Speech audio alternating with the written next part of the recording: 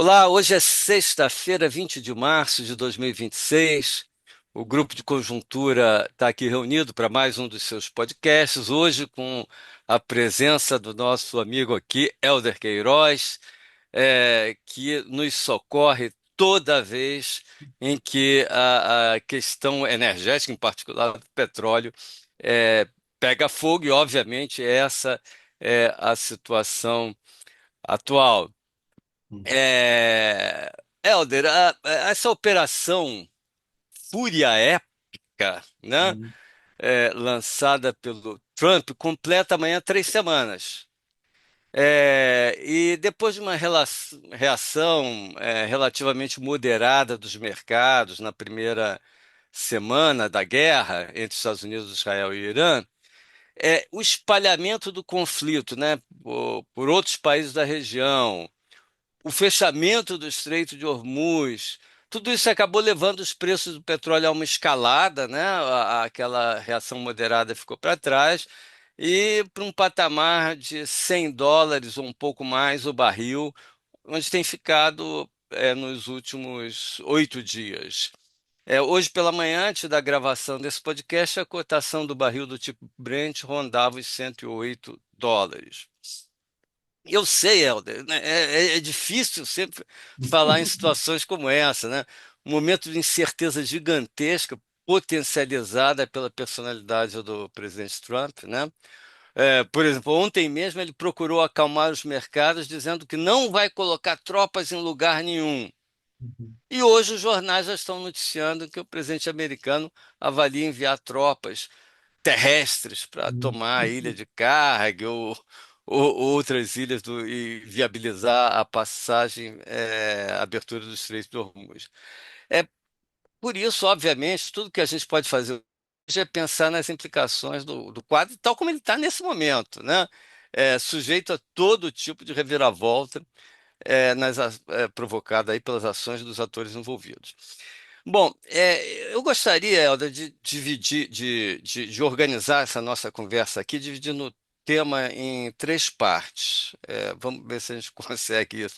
uhum, Uma primeira, onde a gente faria uma avaliação aqui, por mais difícil que isso seja, da dimensão desse choque do petróleo, atualmente em curso e perspectivas para, digamos, 2026. Uma segunda parte, eu queria que a gente conversasse sobre implicações para a economia brasileira, essa questão do abastecimento no mercado, preços de derivados, é, implicações outras sobre a economia brasileira. Por fim, uma terceira questão, que não está muito dissociada da segunda, que é a resposta dada até aqui pelo governo, na forma de redução de impostos, subsídios, criação de impostos sobre exportação, etc. Tá? Então, começando aqui pela primeira, eu só queria testar com você a seguinte questão. Na semana passada, a Agência Internacional de Energia é, é, classificou a guerra atual como a maior ruptura do mercado de petróleo da história. A sua avaliação, há exagero nisso? A revista Economist, que é uma prestigiosa publicação internacional, tem entrado muito nessa linha também. Diversos artigos, inclusive num deles, disse que a gente não vai poder mais restaurar o mercado de petróleo, ou o mercado de energia tal como ele era antes, que o mundo está entrando numa era de insegurança energética, etc, etc. Quer dizer, eu sei que é difícil avaliar daqui para a gente ainda não sabe os próximos lances, nem a duração, né? Mas uhum, como é que você pessoalmente, como é que você vê uhum. essa situação atual, o tamanho dessa crise provocada aí pela Operação Fúria, É, Fúria é. épica, né? Bom, é um prazer estar aqui com você, com o Lixa, mais uma vez participando, trocando ideias, sempre estimulante, né? Agora, na sua introdução, acho que você foi muito feliz ao mencionar algumas vezes a palavra incerteza, grande incerteza, enorme incerteza. A incerteza não está vindo sem adjetivos mais, né? Ela está ela é superlativa hoje, porque realmente, primeiro, né, como você bem falou, a credibilidade do discurso da administração Trump é muito baixa. E, além de baixa, ela é baixa porque ela é muito volúvel e volátil, né? Vai para um lado, para o outro, sobe, desce. A- Então, e isso, obviamente, tem reflexo nos mercados, né? Nas primeiras semanas desse conflito, né? Inclusive a própria administração Trump achava que ia ser um conflito relativamente rápido de se resolver, né? As semanas se passaram, vai ser longo, né? E o reflexo disso é que realmente já mudou de patamar, né? O preço do petróleo. Ele começa escalando para um patamar de 80, 90, 100. Hoje, a gente já viu hoje de manhã, já foi a 108, mas já teve 110, voltou para 108. Ou seja, hoje a gente já está até no patamar gravitando em torno dos 110. Então já é um aumento também bastante considerável. Fazendo alusão ao que você mencionou da Agência Internacional de Energia, da The Economist, etc., e a minha visão, né, e minha contribuição na visão desse conflito atual, é que, na verdade, esse é um conflito muito diferente dos últimos, né, conflitos bélicos que afetaram a estrutura de oferta e demanda de petróleo. Primeiro, os últimos foram sempre de curto prazo, outros conflitos, como Rússia e Ucrânia, também é muito concentrado nos dois países, embora tenha gerado consequências principalmente para a comercialização do gás natural, né? Nesse conflito, a novidade ruim, na minha visão, é que está em curso uma desestruturação dos fluxos logísticos e das condições de segurança das infraestruturas também de armazenamento de petróleo, né? Então, o fato de ter se espraiado com ataques do Irã para países vizinhos, etc., a questão do Estreito de Hormuz, que antes até de- dos anúncios, né, das ameaças do Irã, do fechamento efetivo, etc., né, isso já vinha se refletindo de forma muito concreta no valor do frete dos seguros dos navios que está passando por ali. Tem gente que diz que quem fechou o Estreito de Hormuz foram as seguradoras, né, que suspenderam, falaram assim: olha, nós não vamos garantir nessas condições as cláusulas contratuais de seguros, etc. e tal. Então, isso teve um impacto também muito forte. Isso aumenta, obviamente, os custos de frete e de seguro, a movimentação do petróleo se tornou mais cara e desarrumou os fluxos de comércio, tanto de petróleo como derivados, posto até que algumas refinarias também foram no Golfo Pérsico, em particular, foram atingidas, né? Então, mesmo que por algum milagre a guerra acabasse hoje meio-dia, né, ainda demoraria, e ainda vai demorar você restaurar as condições de confiança que garantiria uma movimentação segura de produtos petrolíferos, seja petróleo bruto ou derivados, nas rotas tradicionais. Então, esse conflito ele tem essa característica de ter desorganizado, né, as condições de comércio internacional do petróleo e derivados. Isso está se refletindo, obviamente, nos preços, né? A incerteza, como nós falamos no início, está aí plena, né, enorme, e isso vai impactando, né, o, a tendência altista, né, que se reflete também no mercado de contratos futuros, etc., e que tem jogado o preço do petróleo para esse patamar. Então, eu acho que esse ano foi contratada uma nova inflação de energia já no mundo, né? Decorrente desse período, porque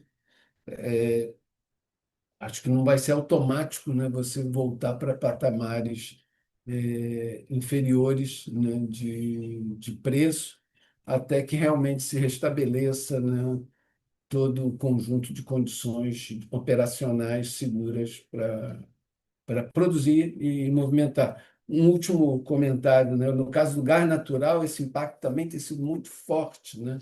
O gás natural liquefeito, principalmente o que é produzido no Catar, ele abastece mercados como Japão, Indonésia, todo o Sudeste Asiático, Coreia, e isso está tendo um impacto muito forte, né? Então, nos preços do chamado GNL, que é o gás que é movimentado também por navios. Elder, tem alguma previsão de quanto que seria a restrição do lado da oferta, tanto em petróleo quanto em gás? E como você compararia essa restrição de oferta com outras crises também? Crises anteriores, é muito superior? Por hora não tem previsão quanto a isso, né? Até o próprio Irã ainda continua produzindo, né? O mercado de petróleo, ele hoje, ele é mais diversificado portanto, menos concentrado do que antes, né? Quando tinha o papel da OPEP, com market share muito forte. Hoje você tem um leque de produtores muito maior, né? Nele incluímos o Brasil, né? Produtores relevantes. O Brasil é hoje um produtor relevante, né? Mas assim, eu não arriscaria nenhum número por enquanto, né? Mas evidentemente que a saída dessa crise pode impactar, por exemplo, o comércio do petróleo iraniano, né? A venda do petróleo iraniano para outros países. Então, a gente está falando algo em torno de 3 milhões e pouco de barris dia que sairia do mercado. Aí teria que ver em que condições outros países, né, produziria ou deixaria de produzir. Né? Tem um dado da Arábia Saudita, que tem uma capacidade maior que 10 milhões de barris dia, que estaria produzindo 7,5, né? Então retirando um pouco de petróleo do mercado também. A grande questão, Lixa, vai ser em que medida isso vai afetar o segmento de refino e a produção de derivados de petróleo, em particular do diesel, né? Que tem menos substitutos, né? Sobretudo, querosene de aviação, né? Então, eu diria que esses são os derivados de petróleo críticos, né, nesse momento do conflito. Qual É, seria o, não, qual seria o papel das reservas estratégicas que tem se falado, pelo menos 10 dias atrás, dos países? Então, existe um volume limitado de reservas estratégicas que tenderiam a fazer o release, né, colocadas no mercado a fim de atenuar uma possível restrição de oferta que teria, né? Mas, no momento, o impacto disso sobre o preço, ele é muito limitado por conta daquilo que nós falamos no início, né? E que acho que é o eixo com toda a nossa conversa hoje. Dado esse grau de incerteza, né, isso vale até para o que a gente vai discutir depois sobre o Brasil, né? Dado o grau de incerteza, esse tipo de medida tem menos potência hoje do que teria numa outra situação, né? Se fosse um conflito circunscrito a dois países, etc. Mas o fato é que você atingiu uma região produtora muito importante, né? com ataques a países vizinhos, todos produtores. E aí a gente não sabe, né? Até porque o conjunto de informações ele é muito picado e que a gente recebe, como o Kuwait está sendo afetado, como os Emirados Árabes efetivamente estão sendo afetados em matéria de produção, que tipo de decisão está sendo tomada, esse conjunto de informações ainda precisa ser mais ordenado até para a gente ter uma ideia mais precisa do que está acontecendo. É, mas quer dizer, como você falou, né? A, você está tendo uma desarticulação aí dos fluxos logísticos, né? E da própria produção está sendo reduzida, no caso do gás, obviamente, né? Então a oferta está sendo restringida. E quando você olha a reação da demanda, né?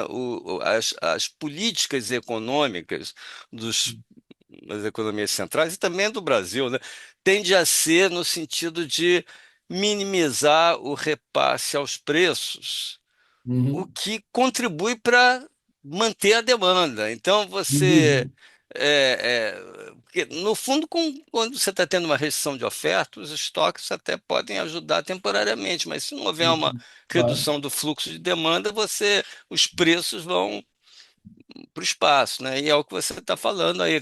Vamos ter preços altos por um bom tempo. Quer dizer, se a crise se acabasse hoje, né? Como você Uhum, falou, se terminasse hoje a guerra, ainda levaria um bom tempo, né? Outro dia eu vi até uma estimativa aí de alguém do setor tal, poder até restabelecer totalmente uns 2 meses se terminasse hoje. Mas só uhum, que não terminou hoje, né? uhum. E, Não, e então, pode escalar, né? O pior é que e ainda pode pode. escalar, pode Esse é que é o escalar. problema, é que os agentes estão olhando as condições geopolíticas, militares, bélicas, etc. Eu não sou especialista em guerra, mas não só está longe de terminar, como ela ainda pode piorar. Ainda pode piorar. Então, e isso aí, esse pessimismo bate no humor dos mercados em muito, né? Eu acho que há uma grande probabilidade da gente estar operando numa economia com preços altos em 2026, no mínimo no primeiro semestre, mas Uhum, talvez até no ano uhum, de 2026. Essa é a nova realidade. E a reação do governo, que seria o no... Acho que a gente podia tratar em bloco as duas questões, uhum, né? Quer dizer, o impacto sobre a economia brasileira e as medidas que o governo está tomando. Impacto sobre a economia brasileira, principalmente aqui sobre o mercado de petróleo, né? Preços aqui dentro, uhum, abastecimento. Claro que tudo isso vai ter impacto na inflação, etc. uhum. Mas como é que você vê essa coisa, essa questão do abastecimento, dos repasses de preços aqui dentro, etc. E as políticas que foram adotadas, até que ponto elas são adequadas, podem mitigar esse choque ou não? Vamos lá, então. Primeiro, tem impactos positivos, né? Existem Hum, impactos positivos, né? é. Se o preço de uma commodity que está esse ano vai voltar a ser top 1 por causa desse preço, né? Eu ia falar top 3, lá, soja, petróleo, minério, né? Os líderes da pauta de exportação. Esse ano, com esse preço, o petróleo vai voltar, como outro ano teve, em 2024, foi o principal produto da pauta de exportação do Brasil. Então, além disso, isso tem um brutal impacto, né, na arrecadação, né? Vou lembrar aqui para quem está nos ouvindo que a arrecadação de royalties, participações governamentais, etc., ela está indexada e atrelada ao preço do petróleo tipo Brent, né? E a gente iniciou o ano girando ali perto de 60, a gente está falando de US$ 50 mais hoje, né, por barril, né? Isso pode levar, a gente fez umas contas, pode levar a um delta de arrecadação de quase R$ 90 bilhões. É colossal, Muito mantido, relevante. fazendo uma conta com 100, hein, não com 110, né? Então, para um país que tem todos os problemas que a gente sabe em, ter- em, em torno do déficit fiscal, de tentar melhorar as condições do primário, etc., esse é um ponto relevante. Por outro lado, né, nem tudo são flores, não. É uma crise, e isso impacta, e aí impacta como no mundo todo, né, a inflação, né? Lembro que em 2022, né, a inflação que decorrente da energia por conta do conflito Rússia e Ucrânia, nos Estados Unidos gerou a reação que foi o IRA, né? Inflation Reduction Act, né? Foi um act, uma lei, um conjunto de medidas para atenuar os efeitos do aumento do preço da energia sobre a inflação, né? Obviamente, né, isso vai ter em algum momento algum impacto aqui, né? Nesse sentido, né, a gente tem que lembrar também que isso chega num momento muito delicado para o governo, né, porque é um ano eleitoral, né? E uma inflação mais elevada, né? E no caso do diesel, é mais crítico para o Brasil, porque nós somos importadores de diesel ainda, né? É, vira entre 25% e 30% da demanda é importada. Então, isso gera uma tensão permanente entre o governo e a própria Petrobras e os demais agentes com relação ao reajuste do diesel. O diesel é muito crítico porque, dado que o modal rodoviário é o principal utilizado para transporte de todas as mercadorias praticamente produzidas no Brasil, né, já está tendo um impacto, né, no preço do diesel, não obstante aquelas medidas, né, que foram anunciadas e que podem, de novo, também não terem a potência que se espera e a efetividade que se espera, né, porque vai haver uma assimetria nessa transmissão de preço, uma antecipação na ponta, né, no caso de revendedores, postos de gasolina, etc., muitos já cobrando valores antecipadamente maiores, né? Isso, isso faz parte do mercado também, né? É o nosso marco, né? Os preços são livres, mas eu lembro que um caminhoneiro vamos lá, né, um polo de calçados do Rio Grande do Sul que tem que entregar produto em Fortaleza, esse caminhão vai abastecer todo dia, quase uma semana. Não vai achar muita graça de ter a cada parada um preço maior, né? Isso vai ter um impacto, né? Então a gente é preocupante até porque eu lembro que em 2018 a gente teve uma greve de caminhoneiros que teve uma influência política com relação ao próprio com relação aos desdobramentos da campanha eleitoral naquele ano, né? Então, nesse sentido, o que eu acho, eu em particular acho que a melhor medida governamental, né, seria comunicar corretamente mais e melhor, né? Assim, né? Corretamente assim, olha, não é um problema só nacional, isso veja, o mundo todo está assim, etc. Vários países estão adotando diferentes medidas, mas a gente tem um preço de commodities que é muito elevado, né? Então, explicar isso, né, comunicar isso é muito importante, né? Até porque para nós especialistas, a redução do zerar PIS, COFINS, etc.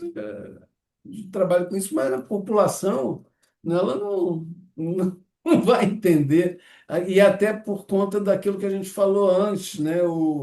Eh, no mundo real, né, muitos revendedores antecipam preços em função dessas oscilações, né? E aí o governo, né, no afã de tentar garantir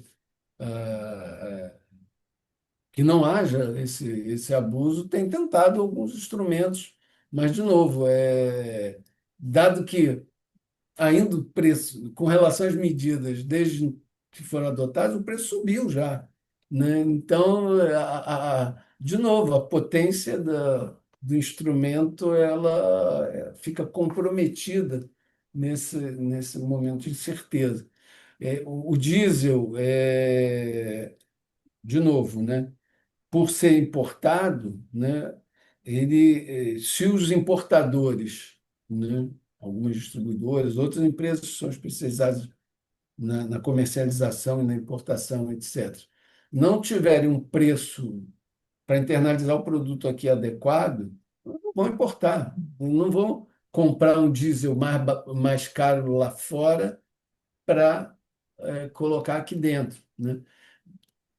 E o que se tem que evitar é que, em alguns casos, você não tenha o efeito inverso, né? Você pegar o diesel daqui e jogar lá fora, né? Então, uma das medidas que o governo estava tentando, eu acho correto, é, é buscar taxar a exportação de diesel, né? Que nesse momento é muito crítico e esse movimento é um movimento de arbitragem puramente especulativo de alguns operadores, né? Mas, de novo, se você não tiver o preço correto aqui, só vai restar quem? A Petrobras a fazer esse papel de importador de última instância e assumir esse prejuízo, o que também não seria ideal. Então, de novo, né? O preço vai subir, já está subindo, né? E é claro que você deveria ter já desenvolvido alguns mecanismos, né, para situações desse tipo, porque a cada vez, né, que tem um sobressalto, né, no preço, né, a gente fica nessa discussão, né, qual o melhor? Tinha que ter um fundo de compensação, etc., de amortecimento. Isso já estamos há anos nessas conversas, mas a gente não tem preparado nenhuma ferramenta para ser utilizada em momentos como esse, que é um momento crítico, gente. É um momento de guerra. Então, e de guerra, como falamos, que não tem ainda data para acabar. O Helder, muito interessante tudo isso que você falou, né? E a conclusão que eu acho que a gente chega é que a Petrobras não tem alternativa senão repassar o aumento, porque se ela não faz isso, você vai ter um problema de abastecimento.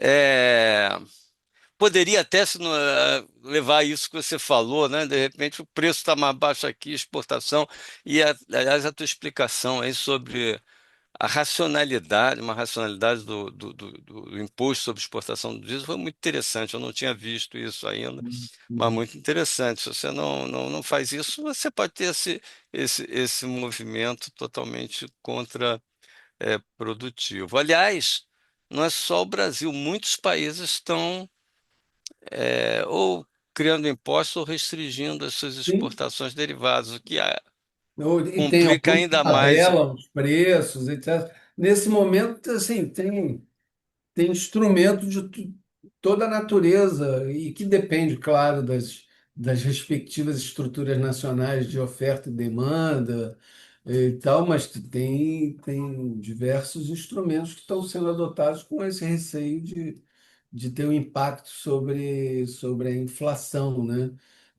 Isso, nessa semana de Copom, já teve digamos, muita gente esperava 0,5%, vocês são mais qualificados do que eu para falar o que eu vou falar agora, mas muita gente já esperava 0,5% de redução, já foi menos, né? Foi 0,25, né? Na Selic, e o Banco Central está olhando agora com muito mais cautela, né? O comportamento do futuro, né? Da inflação e o impacto da dos efeitos, né, principalmente do caso do diesel. Eletricidade também, em vários estados teve reajuste elevado, etc. E isso sem falar que a gasolina ainda não entrou no jogo, né? A gasolina, na cesta de consumos do compõe IPCA, ela tem até um peso maior que o diesel, né? No entanto, a gente sabe que a gasolina tem concorrentes energéticos e substitutos melhores, né, do que o diesel, né, que no caso o próprio etanol, o gás natural veicular, agora um crescente de veículos elétricos, ainda pequeno, mas também em algum momento isso poderá vir a acontecer, até porque também não é tão crítica, né? Oscila muito, a depender do preço relativo do etanol com a gasolina, tem determinados momentos a gente até exporta gasolina, mas no caso do diesel não, a gente é estruturalmente dependente da importação. É. Bom, eu acho que a gente aqui já fez uma primeira exploração do impacto aí dessa guerra sobre o mercado de petróleo, sobre a economia brasileira.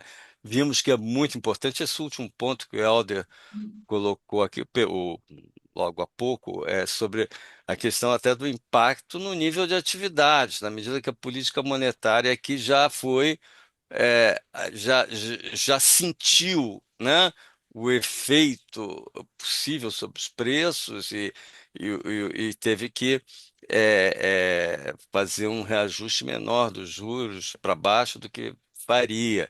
E isso aconteceu não só aqui, mas em todos o resto do mundo, né? Nos Sim, Estados Unidos, que foi interrompida a queda dos juros, na Inglaterra, a mesma coisa, em vários países, no Japão, em vários países, sim, houve uma mudança. Então, você está entrando no pior dos mundos, talvez, que é um quadro de retração da atividade combinado com a alta da inflação. Tudo isso a depender também de como é que vai prosseguir essa uhum. situação. Então, Helder, desde já a gente vai ter que te convocar aqui para uma Não, estamos próxima aí. digamos, daqui a Carteirinha um de sócio mês, do uma grupo coisa. de conjuntura continua válida no prazo de validade. Quando quiser, a gente volta, até em edições extraordinárias, Tem como era edição registrado extraordinária. Isso, antigamente. Ok, tá bom. maravilha. Queria agradecer muitíssimo a participação do Helder Sempre aqui um para prazer. discutir esse tema fundamental aqui para o país e para o mundo, né? E ficamos por aqui. Voltamos na próxima semana com mais um podcast do Grupo de Conjuntura. Até lá.